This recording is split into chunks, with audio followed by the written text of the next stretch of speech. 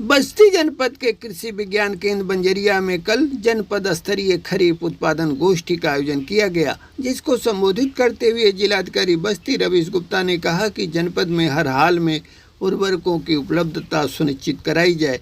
श्री गुप्ता ने विभागीय अधिकारियों को निर्देश देते हुए कहा कि जिले में कहीं भी यूरिया या अन्य उर्वरकों की कालाबाजारी की शिकायत मिले तो कड़ी कार्रवाई की जाए।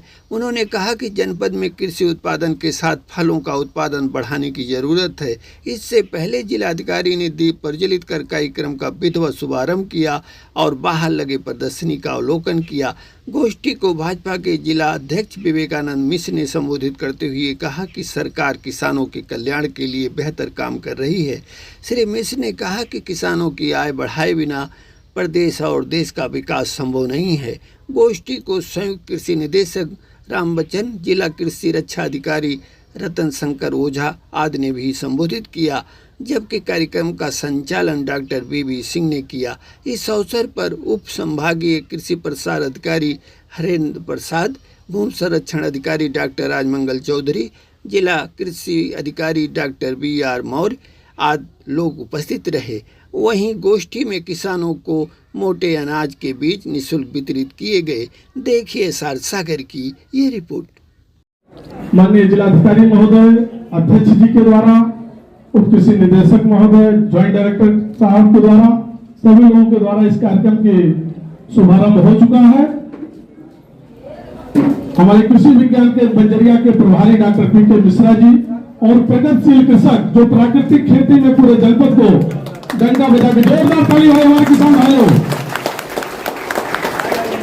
खरीफ गोष्ठी में यहाँ के कृषि वैज्ञानिकों के द्वारा जो आप लोगों को आमंत्रित किया गया है, उसका मुख्य उद्देश्य ये है कि यहाँ के जो कृषि वैज्ञानिक हैं, इनके द्वारा आप अपने खेत में अपना उत्पादन कैसे बढ़ा सकते हैं, सरकार की कौन कौन सी महत्वपूर्ण योजनाएं हैं जिनका लाभ आप ले सकते हैं,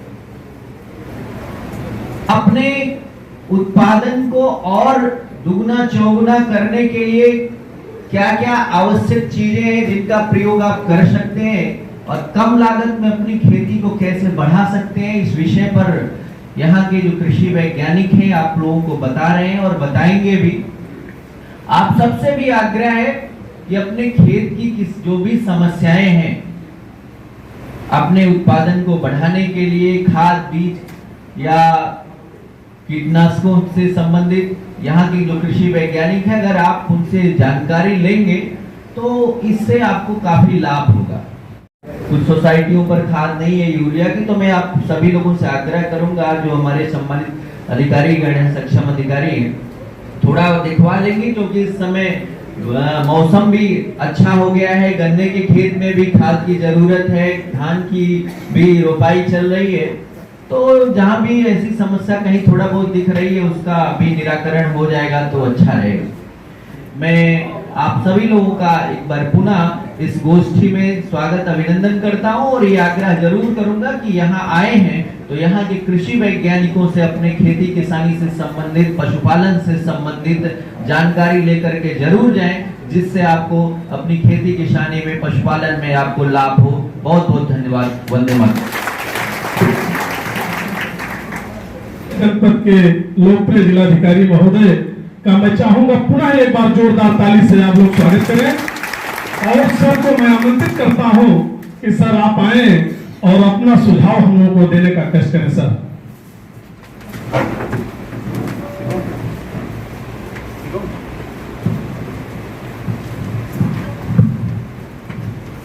धन्यवाद संचालक महोदय।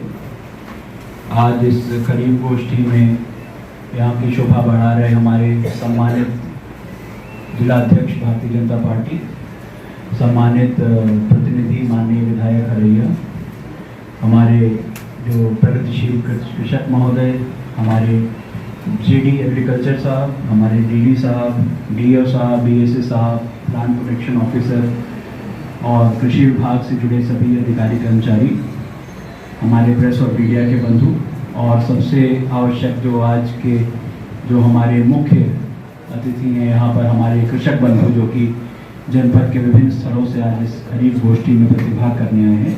सबको मैं हृदय से प्रणाम करता हूँ। खरीफ सीज़न अब काफ़ी आगे बढ़ चुका है, तो आई थिंक इससे पहले 3 चरणों पे ये गोष्ठियाँ हुई हैं। राज्य स्तर पे हुई है, मंडल स्तर पे हुई है और अभी जनपद स्तर पे इसका आयोजन किया जा रहा है।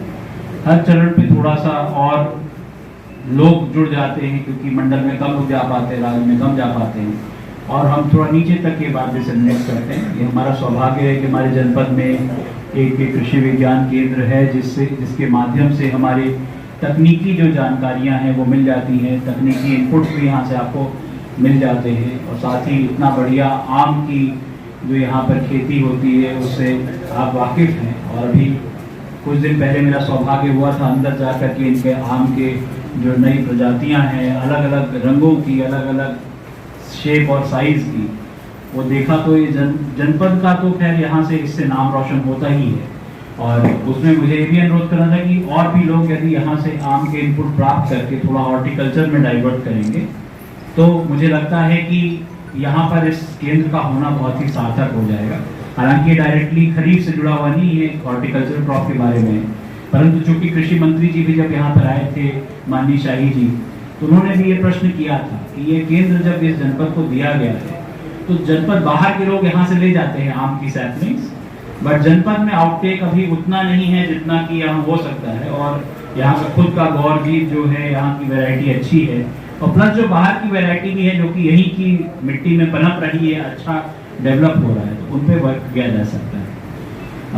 पहले मैं एक बार जरा डीओ साहब को 1 मिनट के लिए आमंत्रित करूंगा, जो अभी सम्मानित जिलाध्यक्ष जी ने बात उठाई थी, जरा उस पर 1 मिनट क्लैरिफाई कर दी क्या स्थिति है। ऐसा कि जनपद में हमारे किसान भाई को लेकर के थोड़ा बहुत पैनिक हो रहे हैं, मैं अवगत करूंगा सर। हमारे का जो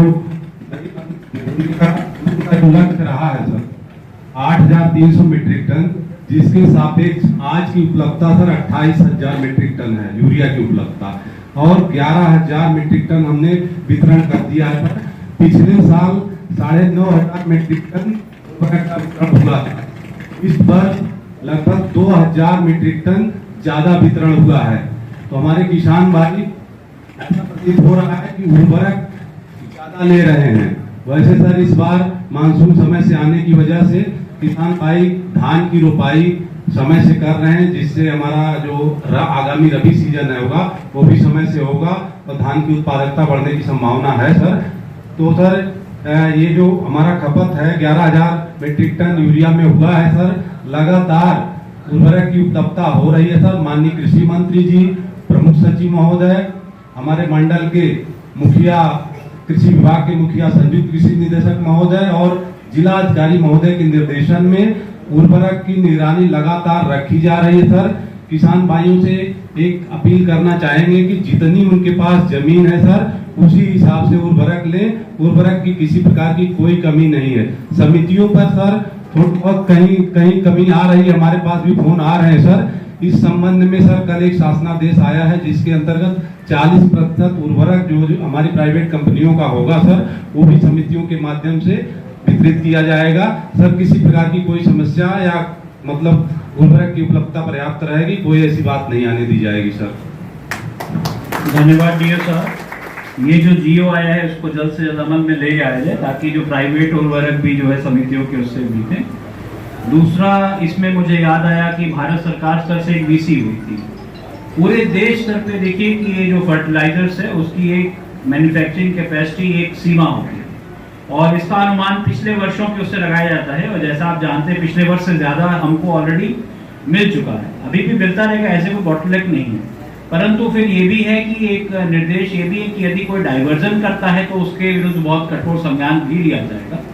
एक जो व्हीकलर वाला था उसको चेक करवा लीजिए एक बार, ठीक है, उससे एक्सीडेंट भी हो रहे हैं, और ये अगर हर जगह कमी है तो ये कहाँ से ला रहे हैं, इसको भी एक बार देखा जाए। दूसरा जैसे है कि अभी ये जो जियो आ गया है वो सरकार ने आपका हित देखते हुए किया है कि प्राइवेट के भी 40% टैगिंग, और आगे जरूरत होगी तो शासन की तरफ से टैगिंग बढ़ा भी दी जाती है, जो कि हमारी समितियों के माध्यम से भी होगा। तो एक बार इसका जो फर्टिलाइजर पोर्टल पे उपलब्धता देखते हुए जहाँ कमी है वहाँ पर उसको प्राथमिकता पर भिजवा दिया जाएगा।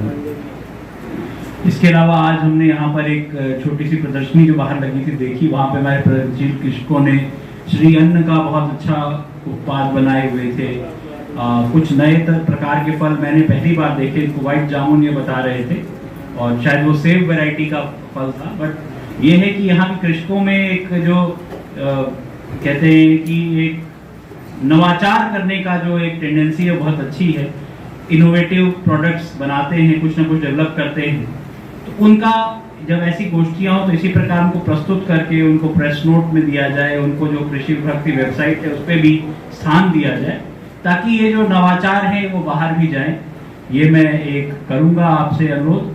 बाकी कृषकों को मैं क्या बता सकता हूँ, क्योंकि मेरी खुद में कृषि में बहुत ज़्यादा अनुभव नहीं रहा है, तो इसलिए मैं आपसे बस आह्वान कर सकता हूँ कि जिस प्रकार से हम लोगों ने एक अच्छा यहाँ पर बस्ती को कृषि के उसमें अग्रणी माना जाता है, इसी प्रकार से इस सीजन भी हम वो करते रहेंगे।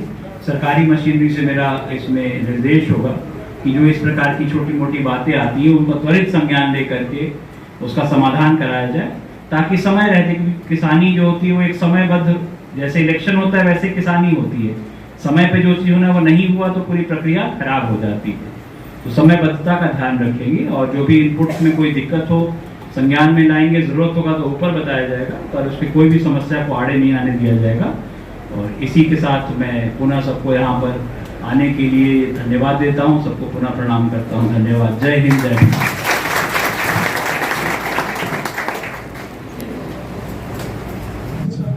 आप चलिए जिलाधिकारी महोदय के कार्यक्रमों द्वारा तिल प्राप्त करिए।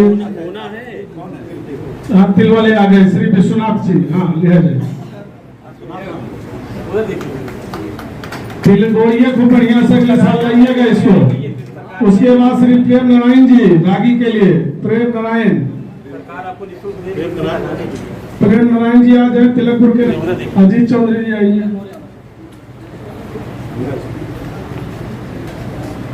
और इसका बीज अगले साल फिर तैयार होगा। हाँ, जोरदार ताली भाई। चलिए, इनका नाम सब लोगों का नोट हो जाएगा। बैठे रहिए आप लोग। देखिए, जितने लोग हैं समूह में, जितनी और महिलाएं होंगी जो ना भी आई हो, उनको समूह के लोगों को सबको दीजिएगा जिनको जितना बोना है। चलिए, बड़ा अच्छा। हाँ हाँ, चलिए चलिए, बहुत अच्छी बात।